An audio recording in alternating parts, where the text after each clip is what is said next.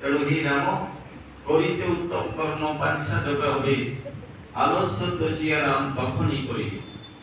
পর ধনে কভু না করিবে রাম লোভ পর ধনে। পরনিন্দা পরচর্চা না করিও মনে কভু না করিবে রাম লোভ পর ধনে। এই উপদেশ দেলা রামচন্দ্রଙ୍କୁ। রামচন্দ্র পଚାରିଲେ ଯେତେବେଳେ ମୃତ୍ୟୁର ଶେଷ ସମୟରେ ଯେ ତୁମେ ତ ବିଶ୍ୱଶ୍ରମା ନନ୍ଦନ ରାବଣ ମହାଜ୍ଞାନୀ ମହାପଣ୍ଡିତ ତୁମର କଣ ଅଭାବ ରହିଲା ସେ କଥା ଛାଡ଼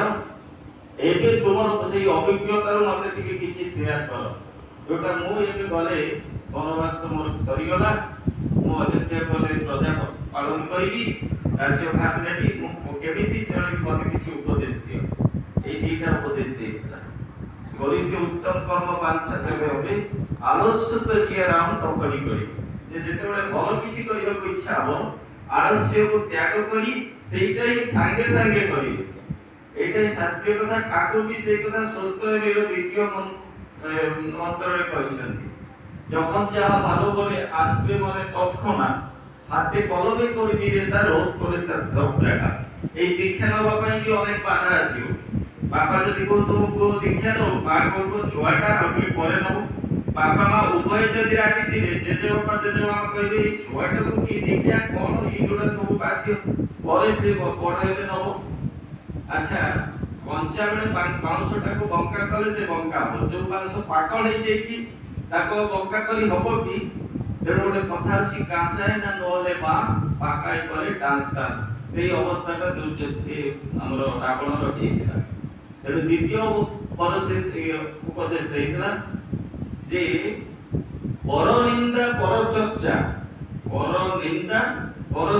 ନା କରିବ ମନେ ଏଇଟା କେବେ ବି କରିବନି।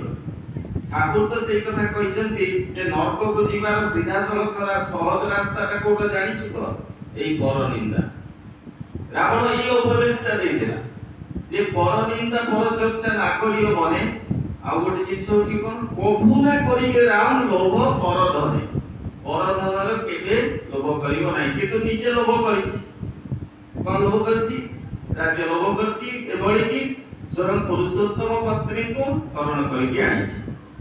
এই লোভ এই କାମ ତାହେଲେ ଯିଏ ଏତେ ଜ୍ଞାନର କଥା କହିପାରୁଛି ତା ଜୀବନରେ କାହିଁକି ପରିପାଳିତ ହେଲା ନାହିଁ? ଗୋଟିଏ କଥା ଦୀକ୍ଷାର ଅଭାବ। ତା ଜୀବନରେ ଗୁରୁ ନାହିଁ। এইটা ହିଁ ଆମେ ଯୋଉମାନେ କ୍ରାଇମ କରୁଛେ ଯୋଉମାନେ ଅପରାଧ କରୁଛେ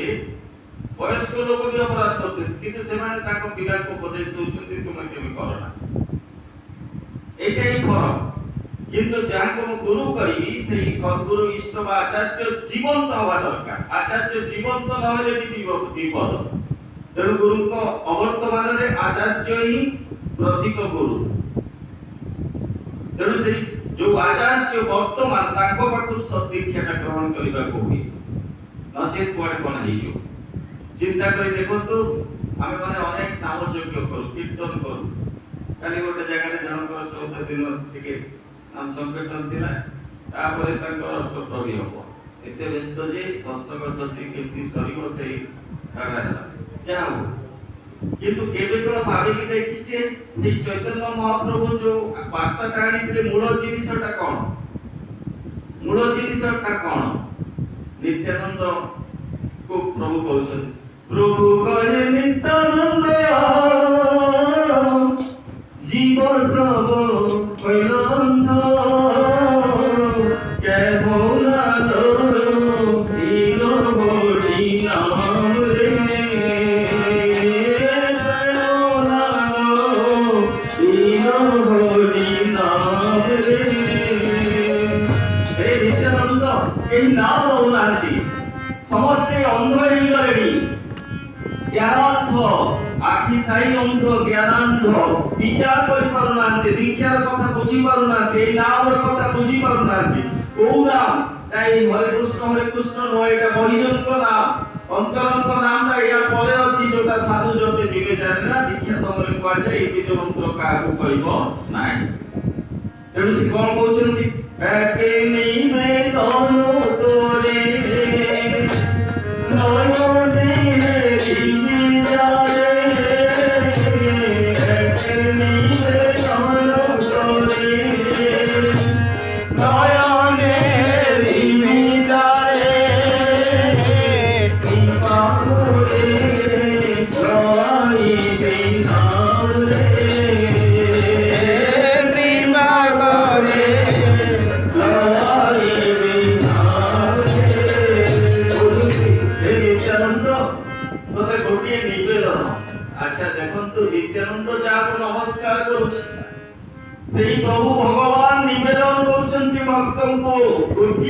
तत्व दे जहाँ को देखिबो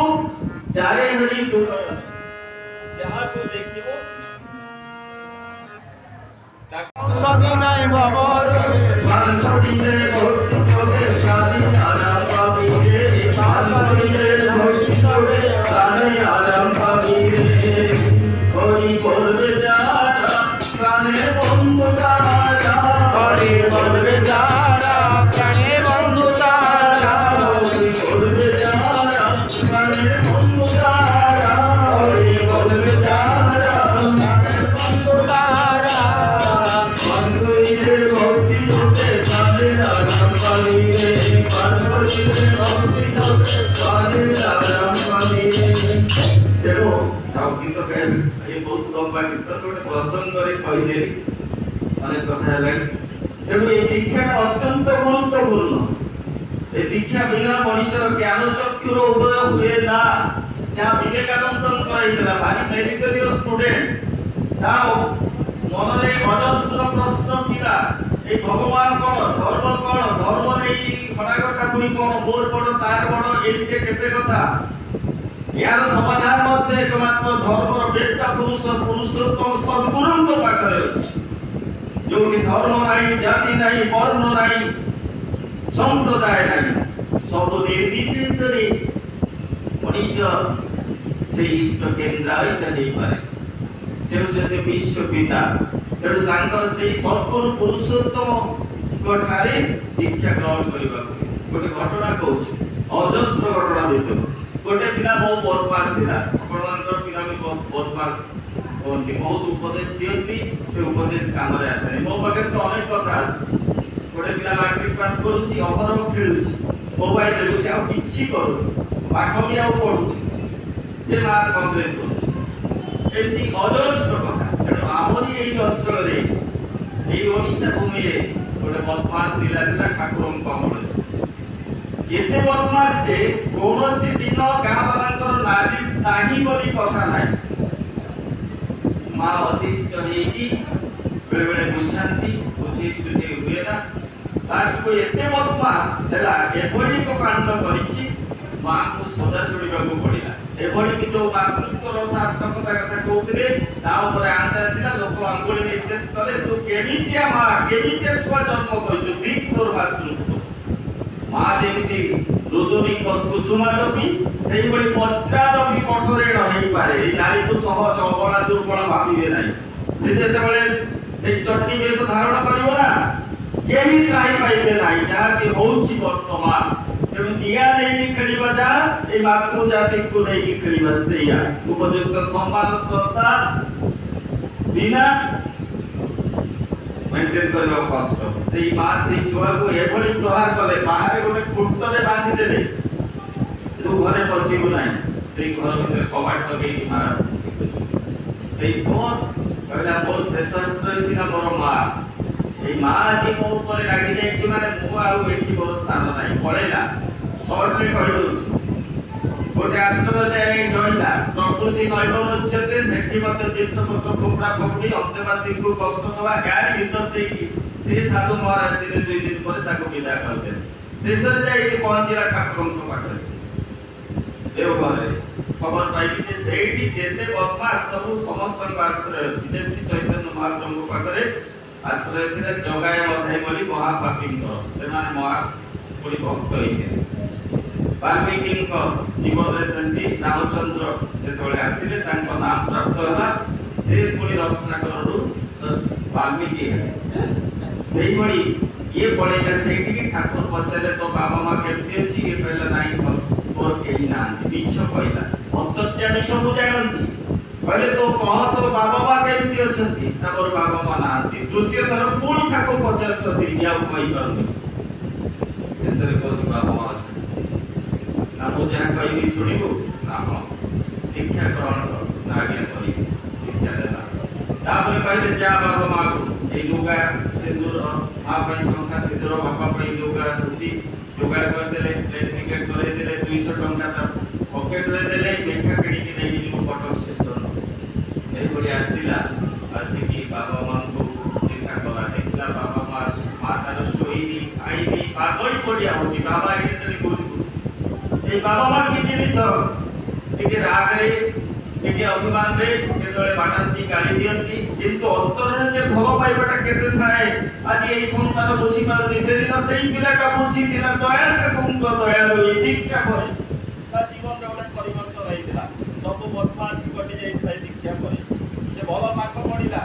ଗଣିତରେ ବିଶେଷ ପାରଙ୍ଗମ ହେଇକି ଉପଯୁକ୍ତ ଅଧ୍ୟାପନା କଲା ସତ୍ସଙ୍ଗର ନୀତି ହେଲା ଏଇଭଳି ପରିବର୍ତ୍ତନ ହେଇଯାଏ ମୋ ଜୀବନରେ ଗୋଟେ ପିଲାକୁ ବହୁତ ଦୀକ୍ଷା ଦେଇଛି ଗୋଟେ ସୁସ୍ଥ ଘରର ପୁଅ